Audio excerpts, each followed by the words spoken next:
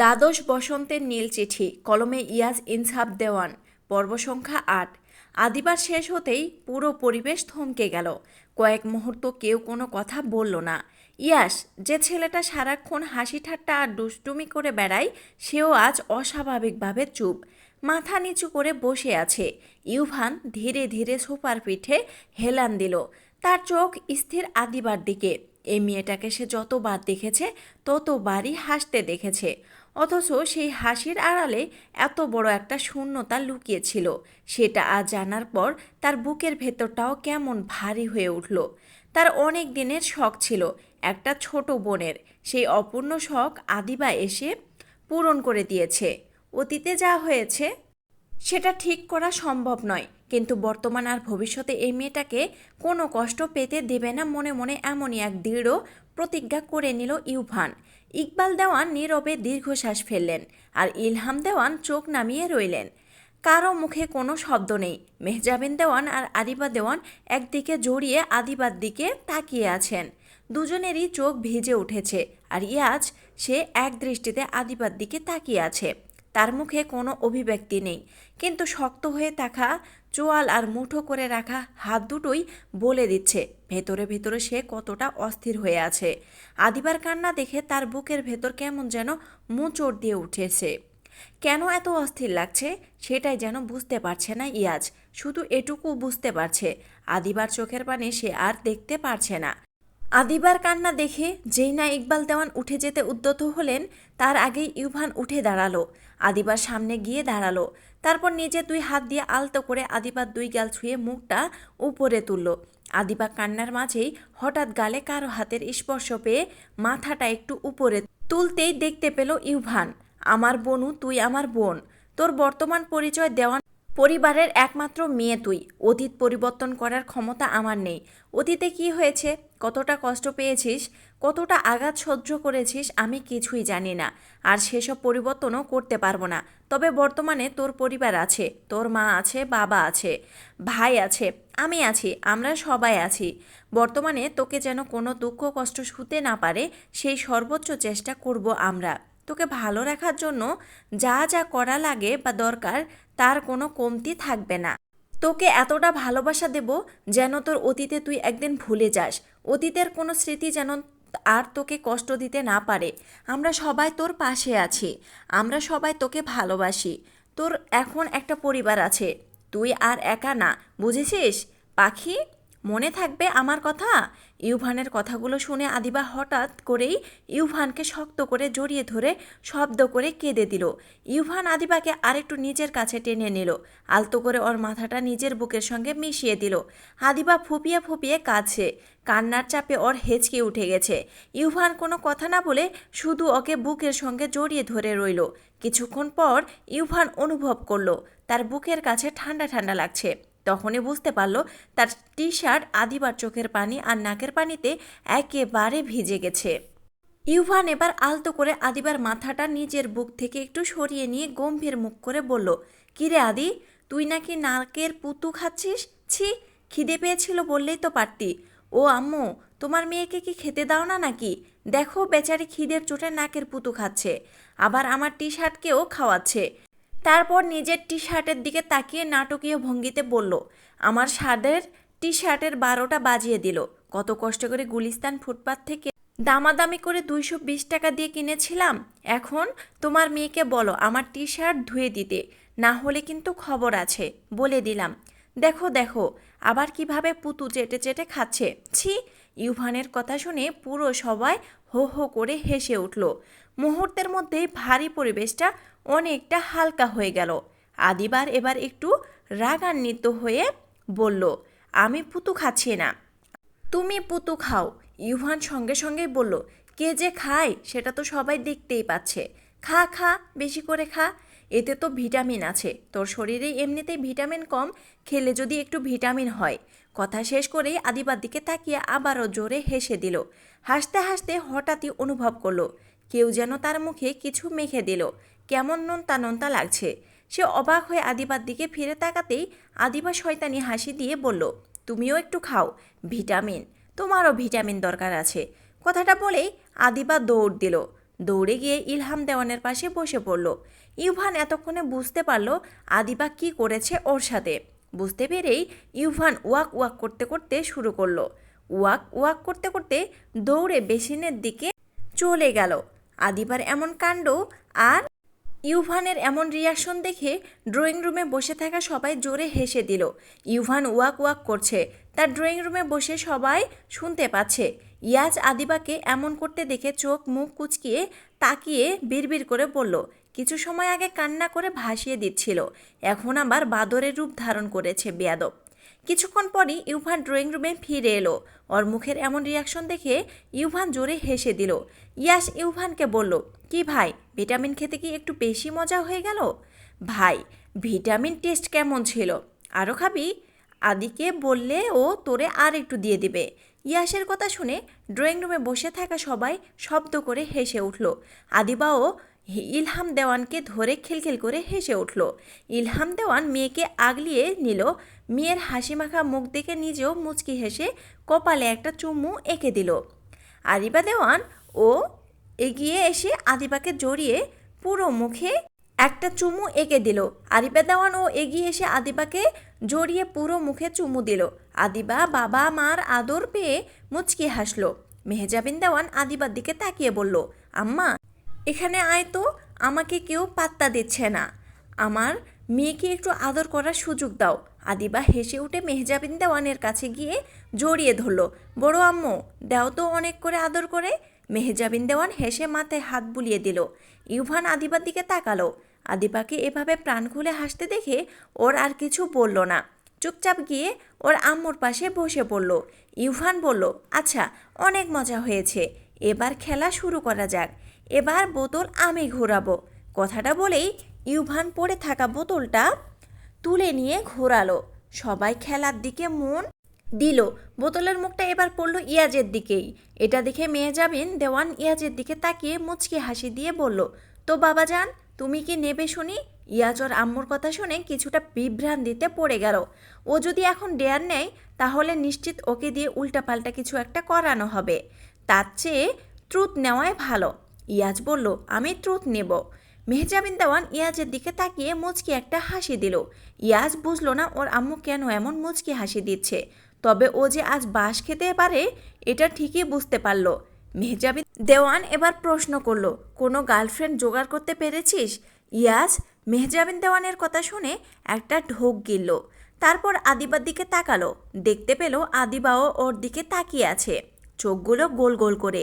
ইয়াজ দাঁতে দাঁত চেপে মনে মনে বলল, আরে মেরি মা, গার্লফ্রেন্ড জোগাড় করতে পারি আর না পারি, একটা চুটকে বউ জোগাড় করেছি, যার বড় হতে হতে আমার যৌবন তো শেষ হয়ে যাবে, তোমাদেরও দাদা দাদি হওয়া হবে না। মেহজাবিন দেওয়ান আবার জিজ্ঞেস করলো, কী রে কই হারালি? নেই আম্মু, মেয়ে খোঁজো, বিয়ে করব। কথা শেষ করে আদিবার দিকে তাকালো। আদিবা এখনও এক দৃষ্টিতে ইয়াজের দিকে তাকিয়ে আছে। ইয়াজের কথা কানে যেতেই বুকের ভিতর কেমন একটা ব্যথা অনুভব করলো। তার ছোট্ট মন বুঝতে পারল না এটার কারণ কি। চোখ দিয়ে এক ফোঁটা পানিও বের হলো।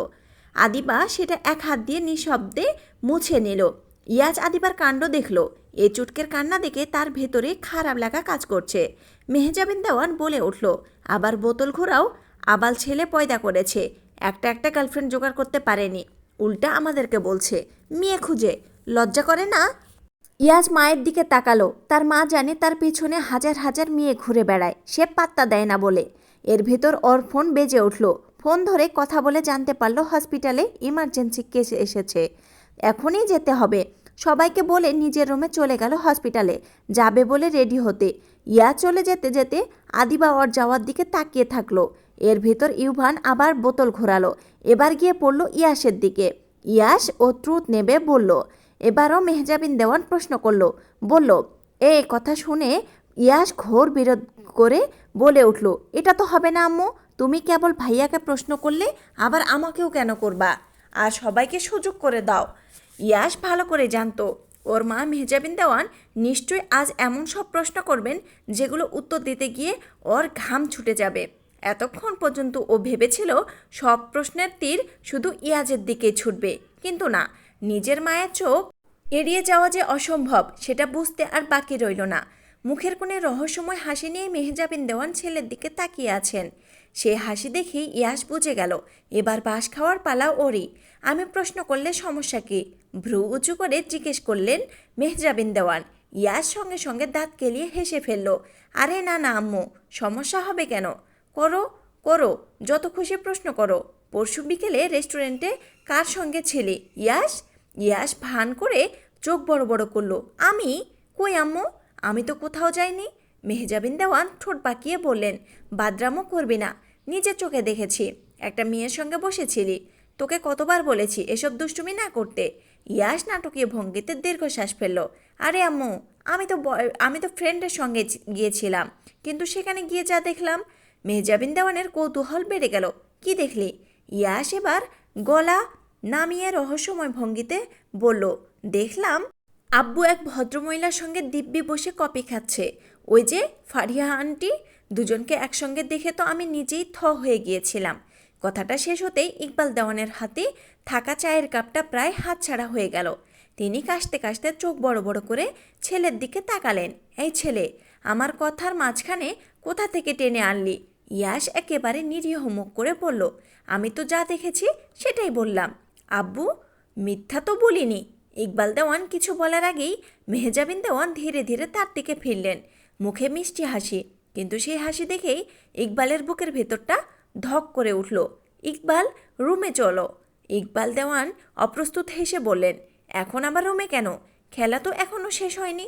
মেহজাবিন দেওয়ান শান্ত গলায় উত্তর দিলেন, খেলা পরে খেলবো, আগে তোমার গায়ে যে শাকচুন্নি লেগেছে সেটা ঝেড়ে ফেলতে হবে, চলো। কথা শেষ করেই তিনি ইকবাল দেওয়ানের হাত টেনে উঠিয়ে নিলেন। সোফায় বসে থাকা সবাই কয়েক সেকেন্ড চুপচাপ তাকিয়ে রইল। তারপর ইয়াস মুখে চেপে হাসতে শুরু করতেই পুরো ড্রয়িং রুম জুড়ে হাসির রোল পড়ে গেল। ইকবাল দেওয়ান ইয়াসের দিকে তাকিয়ে দাঁতে দাঁত চেপে বিড়বিড় করে বলল, এই ছেলেকে আমি ছাড়ব না, বাপকে ফাঁসিয়ে দেয়। মেহজাবিন দেওয়ান ইকবাল দেওয়ানের হাত ধরে টানতে টানতে সোজা নিজের রুমে ঢুকলেন। দরজা বন্ধ করার সঙ্গে সঙ্গেই ইকবাল দেওয়ান সাবধানে এক পা পিছিয়ে গেলেন। মুখে কৃত্রিম হাসি ঝুলিয়ে বললেন, এই যে এত সিরিয়াস হওয়ার কি আছে? ছেলেপেলেরা তো মজা করছিল। মেহজাবিন দেওয়ান দুই হাত বুকের সামনে ভাঁজ করে তার দিকে তাকিয়ে রইলেন। ঠোঁটের কোণে হালকা হাসি, কিন্তু সেই হাসির আড়ালে কি চলছে সেটা ইকবাল দেওয়ান খুব ভালো করেই জানেন। তাই নাকি? তাহলে বলো দেখি ফারিয়াকে। ইকবাল দেওয়ান কপাল কুঁচকে ভাব করলেন, কোন ফারিয়া? বাহ, নামও ভুলে গেছো? তাহলে তো ব্যাপারটা অনেক পুরনো মনে হচ্ছে। আরে না না, আমি বলতে চাচ্ছি কোন ফারিহা? এ পৃথিবীতে ফারিয়া নামে হাজার মানুষ আছে। মেহজাবিন দেওয়ান ধীরে ধীরে তার দিকে এগিয়ে এলেন। আমি ওই ফারিয়ার কথা বলছি, যার সঙ্গে তুমি বসে দিব্যি কফি খাচ্ছিলে। ইকবাল দেওয়ান এবার মাথায় হাত দিলেন। আরে বাবা, উনি আমার বিশ্ববিদ্যালয় জীবনের বন্ধু, রাশেদের স্ত্রী। রাশেদও ছিল, সে বিল দিতে কাউন্টারে গিয়েছিল। ঠিক তখনই এই হতচ্ছাড়া ইয়াস এসে দেখে ফেলেছে, আর যা না তা দেখেছে সেটা বানিয়ে বানিয়ে বলে দিল। মেহজাবিন দেওয়ান কিছুক্ষণ চুপ করে তার দিকে তাকিয়ে রইলেন। তারপর হঠাৎ বললেন, আচ্ছা, সব কথা পরে হবে, আগে 20টা উঠবস দাও। ইকবাল দেওয়ান চোখ কপালে তুলে বললেন, কি? শুনতে সমস্যা হয়েছে? 20টা উঠবস এখনই? আরে বেগম, আমি তো কোনো দোষই করিনি, সেটা পরে বিচার হবে। কিন্তু তোমার ছেলের মুখে এমন কথা শোনার পর আমার সম্মান গেছে, শাস্তি তো কাউকে পেতেই হবে। যেহেতু আসামি তুমি, তাই শুরু করো। ইকবাল দেওয়ান অসহায় মুখে বললেন, এই বয়সে আমাকে দিয়ে উঠবস করাবে? হ্যাঁ, আর গুনবো আমি। একটা কম হলে আবার প্রথম থেকে। মনে মনে দীর্ঘশ্বাস ফেলে ইকবাল দেওয়ান বিড়বিড় করে বলল, ভাগ্যের সিনিয়র আপুকেই বিয়ে করেছিলাম, না হলে নিজের চেয়ে ছোট একটা মেয়ের কাছে এভাবে কান ধরে উঠবস করতে হতো। অন্তত এই একটা সান্ত্বনা তো নিজেকে দিতেই পারি। আর ইয়াস, তোর হিসাবটা পরে সুদে আসলে মিটিয়ে নেব। আর কোনো উপায় না দেখে ইকবাল দেওয়ান দুই কান ধরে উঠবস শুরু করলেন। 5 নম্বর উঠবসের পরই হাঁপাতে শুরু করলেন। বেগম, একটু পানি খাই? না, আগে 10টা শেষ করো। 10টা শেষ হতেই ইকবাল দেওয়ান হাঁটুতে হাত দিয়ে হাঁপাতে লাগলেন, আর পারছে না। ইকবাল দেওয়ান মুখ বাঁকিয়ে আবার উঠবস শুরু করলেন। কষ্ট করে 20 নম্বর শেষ হতেই ধপ করে বিছানায় বসে পড়লেন। আলহামদুলিল্লাহ, বেঁচে গেলাম। মেহজাবিন দেওয়ান এবার হাসি চেপে রাখতে না পেরে হেসে ফেললেন। আচ্ছা, এবার বলো তো, সত্যি কোনো দোষ করেছো? ইকবাল দেওয়ান নাটকীয় ভঙ্গিতে দুই হাত তুলে বললেন, আল্লাহর কসম, আমি নির্দোষ। আমার অপরাধ একটাই, ইয়াস নামে একটা ফাঁকিবাজ ছেলে জন্ম দিয়েছি। মেহজাবিন দেওয়ান চোখ ছোট করে বললেন, সত্যি? একদম কোরআন ছুঁয়ে বলার মতো সত্যি। কোরআন ছোঁয়ার দরকার নেই, আমি শুধু তোমার চোখ দেখে বুঝবো। ইকবাল দেওয়ান সঙ্গে সঙ্গে বড় বড় চোখ করে নিষ্পাপ মুখ বানিয়ে দাঁড়িয়ে রইলেন। এই যে দেখো, আমার চোখে কি মিথ্যা লেখা আছে? মেহজাবিন দেওয়ান কিছুক্ষণ তার চোখের দিকে তাকিয়ে রইলেন, তারপর হঠাৎ খিলখিল করে হেসে ফেললেন। আহারে, এত ভয় পেয়ে গেছো? ইকবাল দেওয়ান অবাক হয়ে বললেন, মানে? তুমি রাগ করোনি? আমি কি এতটাই বোকা? তোমাকে আমি আজকের না, কত বছরের চিনি। ইকবাল দেওয়ান বুকের উপর হাত রেখে নাটকীয় ভঙ্গিতে বললেন, আলহামদুলিল্লাহ, মনে হচ্ছিল আজ বুঝি আমার জানটাই বের হয়ে যাবে। মেহজাবিন দেওয়ান হেসে বললেন, জান বের হবে কেন? তবে একটা কথা ঠিক। কি কথা? তোমার ছেলেকে আমি আজ ছাড়ব না। বাপকে ফাঁসিয়ে নিজে বাঁচতে চাই। ইকবাল দেওয়ানের মুখে সঙ্গে সঙ্গে দুষ্টু হাসি ফুটে উঠল। এই তো আমার বউ, আমি একাই কেন বিপদে পড়ব? আজ বাবা ছেলে দুজনেই সমান ভাগে বাস খাবো। মেহজাবিন দেওয়ান ভ্রু তুলে বললেন, তোমার মুখে যে হাসিটা দেখেছি, তাতে মনে হচ্ছে তুমি প্রতিশোধ নেওয়ার প্ল্যান করে ফেলেছ। ইকবাল দেওয়ান ফিসফিস করে বললেন, অবশ্যই। এত বড় সাহস! নিজের বাবাকে বলির পাঠা বানাই। আজকে ওর এমন অবস্থা করব, আগামী 6 মাস আমার নাম মুখেও আনবে না।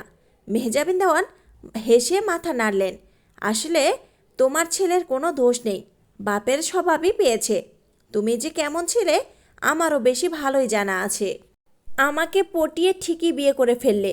জুনিয়র হয়ে আজকে সিনিয়র বিয়ে করেছি বলে লাঠিঝাঁটা খেয়ে কিছু মনে হয় না, নিজেকে সান্ত্বনা দিতে পারি বলে ইকবাল দেওয়ান একটা দীর্ঘশ্বাস ফেলল।